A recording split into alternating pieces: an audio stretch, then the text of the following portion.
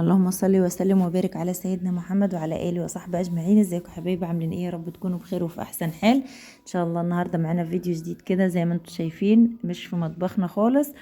اول حاجه كده نسمي الله ونصلي على سيدنا محمد عليه افضل الصلاه والسلام، ولايك واشتراك وسبسكرايب للقناه. واهم حاجه ما تنسوش تحطوا لايك للفيديو بتاعنا النهارده. بصوا ايه رايكم في ورق الحيط ده كده؟ وايه رايكم في البوتاجاز الجديد ده يعني كده؟ بصوا، ده الفرن بتاعه. احنا كنا طبخنا عليه، عملنا عليه اكل يعني بعد ما شغلناه.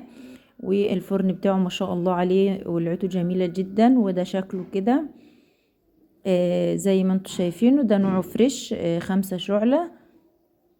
اللهم صل على سيدنا محمد. ده هدية عيد الام بتاعت امي. هو الحوامل بتاعته زهر زي ما انتم شايفينها كده، من الحوامل اللي هي التقيلة. وهو استانلس من اللي هو بيلمع. بص هو مدي على صفار شوية علشان المفرش اللي عليه الألمونيا ده أصفر من تحت، فهو تحسوه مدي أصفر شوية. بس هو الاستانلس بتاعه تحفة صراحة. والجزاز بتاعه كمان يعني زي المراية بيدي إضاءة للحاجة اللي قصاده. فزي ما انتم شايفين دي الحوامل الزهر بتاعته. ده حوامل زهر. وده ورق حيط جبناه لزجناه على الحيطة علشان نغير يعني شوية في شكل المطبخ بحاجات بسيطة.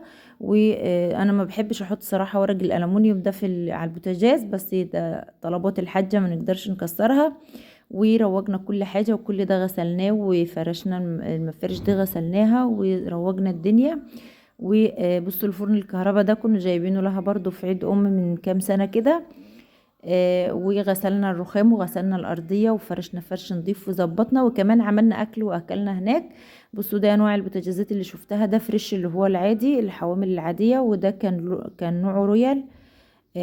كان عادي شوية. ده رويال من اللي هو الديجيتال الحديث، كان عامل 11,000 تقريبا.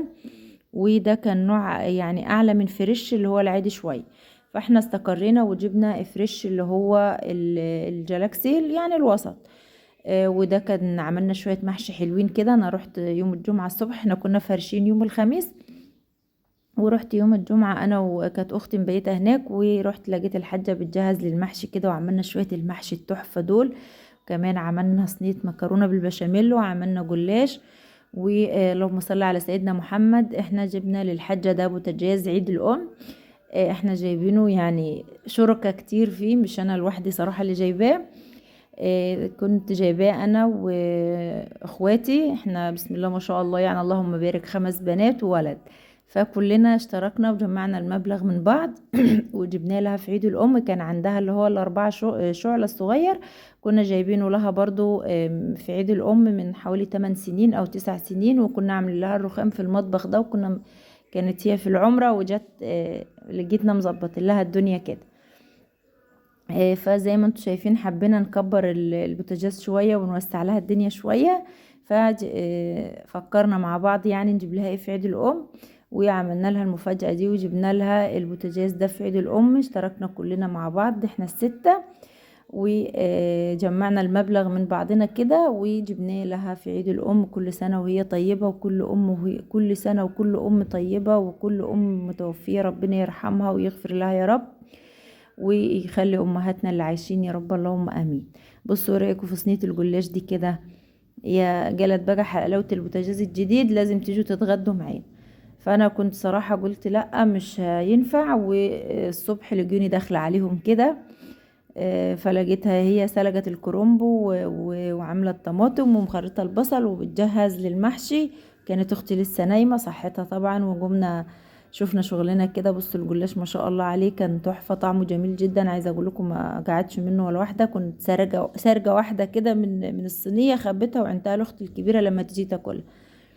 فزي ما انتم شايفين قطعنا الجلاش وعملنا المحشي الكرنب ومحشي الخس، وعملنا صينيه المكرونه التحفه دي. شفتوا الثقب الاوزون اللي في الجنب ده كده؟ انا اللي عاملاه طبعا، لازم ادوق مش تفوتني يعني، عشان بحبها وهي سخنه بتلظ بشاميل كده.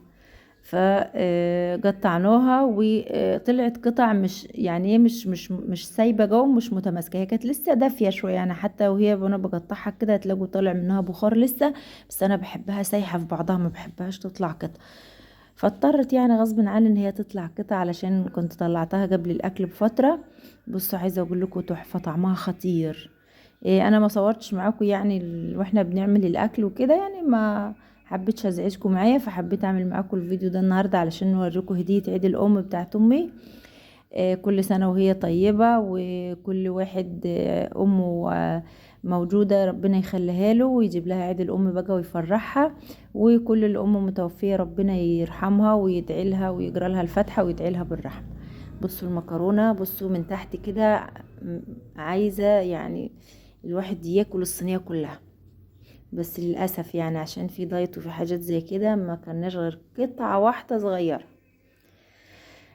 بصوا، اللهم صل على سيدنا محمد. احنا جهزنا الاكل والفيديو كان سهل وبسيط كده النهارده. ما تنسوش تحطوا لايك للفيديو بتاعنا وتقولوا ايه رايكم في هديه عيد الام، وتحطوا لايكات كتير كتير كتير للفيديو النهارده علشان خاطر ست الحبايب.